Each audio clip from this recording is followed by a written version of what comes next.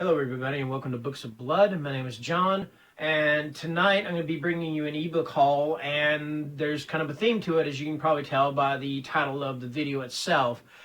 This is an ebook haul of nothing but books, stories, novels about werewolves or shapeshifters, mainly werewolves though. So that being said, I've got 10 books to showcase. I've got my little synopsis list here. So I'll read that off to you, and hopefully through the magic of editing, you'll see the title or the cover of the book pop up on the screen here beside me. All right, so let's go ahead and get underway. The first one is called The Wisconsin Werewolf, and it's by Alex Gagadas. I believe I'm pronouncing that right. I hope I'm not butchering his name too badly. What do people really know about werewolves? One dark and unfortunate night, Everly realizes she's been wrong this whole time. A werewolf is not a handsome boy who shapeshifts under the full moon like the movies want us to believe. Instead, a werewolf is a bloodthirsty monster, with dead animals being left at her house and a rising body count. Everly and her younger brother Simon are on a mission to discover who is the monster causing chaos in their small town. Turns out they might be in over their head. The werewolf may not be acting alone but among a pack. But what they soon discover is something even more horrifying, and now nothing is as it seems. And that is The Wisconsin Werewolf by Alex Gagadas. Okay. All right, and next up I've got one called Inhuman Clothing. It's by Damian Shishkin. The truth.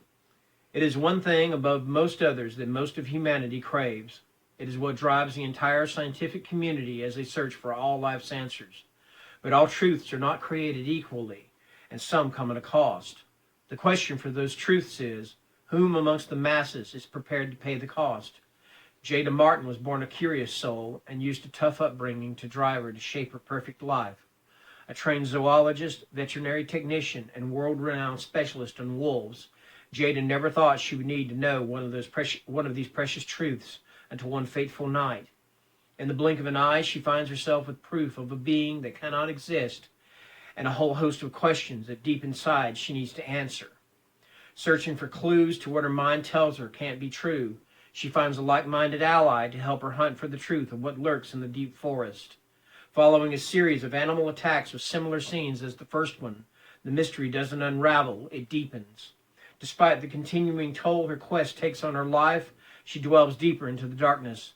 And as she searches, Jada begins to see that legend of the werewolf and reality are not one and the same.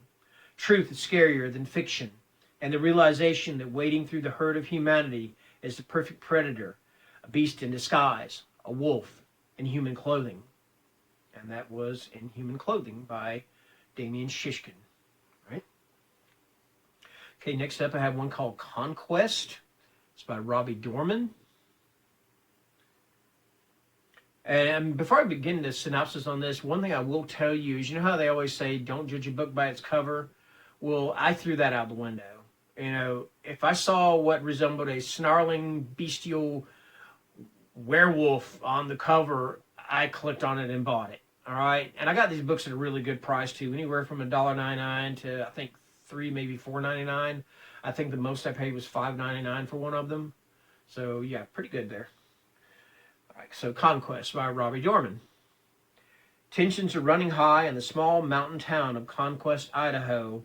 Newly elected Sheriff Heather Hill is on one side, toxic and corrupt Mayor J.R. Beater on the other. A standoff and a culture war. With the wildfire approaching, battle lines begin to form. As the Cold War heats up, Heather and J.H. are at each other's throats. But they have more to worry about than the fire. The pack has arrived in Conquest. A ravenous gang of bestial shapeshifters. They are hungry and eager to show their dominance. Conquest makes a perfect target. Now Heather, J.H., and the people of Conquest must fight for survival as blood and ash fill the street. That is Conquest by Robbie Dorman. Right? Okay, next up is Bain County, and this is book 1 of the series. And I didn't buy the entire series. I just bought book 1. I want to see how it is before I buy the entire thing, because there's like 5 books. So anyway, and this is by J.R. Rice. The large river island of Bain County has a troubled past, but some histories are eagerly forgotten, especially those written in blood. Nestled into the foothills of the National Wildlife Refuge, the small rural town of Silver Canyon seems idyllic to most, but a long slumbering evil is about to reawaken. 17-year-old Bryce McNeil is your average teenage boy, living on a cattle ranch with his grandparents. Well, average genius, but he prefers to keep that fact to himself. No one likes to know it all. When Bryce learns of a series of grisly deaths and mutilations that occurred decades earlier, his curiosity gets the better of him. Together with his cousin Jackson, Bryce sets out to learn more about the macabre event. But as they delve deeper into the history and legends of Bain County, the two boys are horrified by what they find. Unfortunately, history has a way of repeating itself, as friends and neighbors begin to go missing, or worse, they find themselves embroiled in a battle for their young lives. And that is Bain County. That's the first book in the series. All right.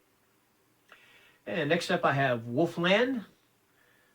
And this is by Jonathan Jans. And this is one of those I've been wanting to read for a long time, so I'm actually glad I was able to get a hold of a copy of it, even if it is an ebook. You know, I mean, I do prefer physical books, but hey, ebooks, they come in handy, okay? Aside from a quaint amusement park, the small town of Lakeview offers little excitement for Dwayne, Savannah, and their friends. They're about to endure their 10-year high school reunion when their lives are shattered by the arrival of an ancient, vengeful evil, the werewolf. The first attack leaves 7 dead and 4 wounded, and though the beast remains on the loose and eager to spill more blood, the sleepy resort town is about to face an even greater terror. Because the 4 victims of the werewolf's fury are changing. They're experiencing unholy desires and unimaginable cravings. They'll prey on the innocent and the depraved. They'll settle old scores and act on their basest desires. Soon, they'll plunge the entire town into nightmare. Lakeview is about to become Wolfland. All right. Okay, and next up I have Invasive Species by Carl Johnson. A monster has come to Maldus, Arkansas, and the residents of the small mountain town are too busy to notice. With the monster comes something even more terrifying and threatening than gnashing teeth or razor-sharp claws. The monster has brought change.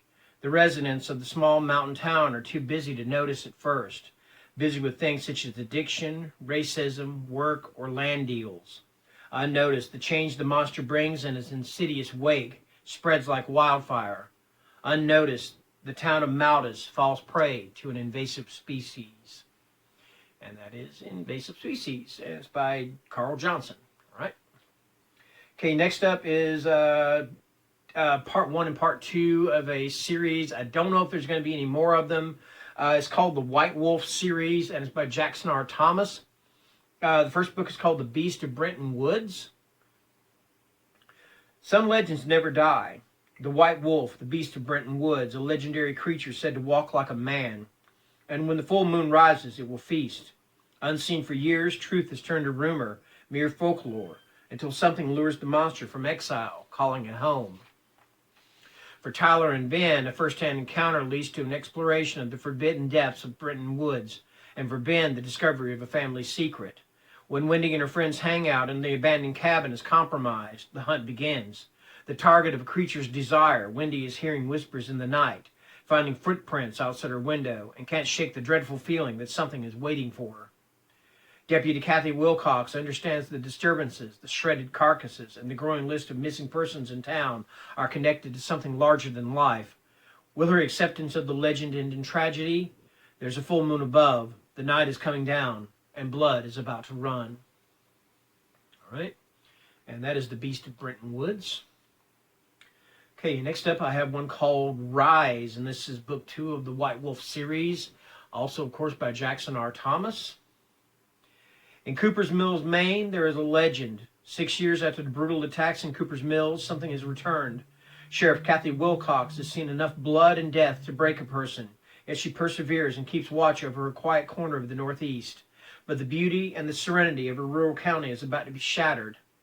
Ben Cutter, one of the only people to come face to face with the Beast of Brenton Woods and survive, has reached his full potential. In a world of lies and betrayal, he is about to set his demons free, and he doesn't want anyone here getting out alive.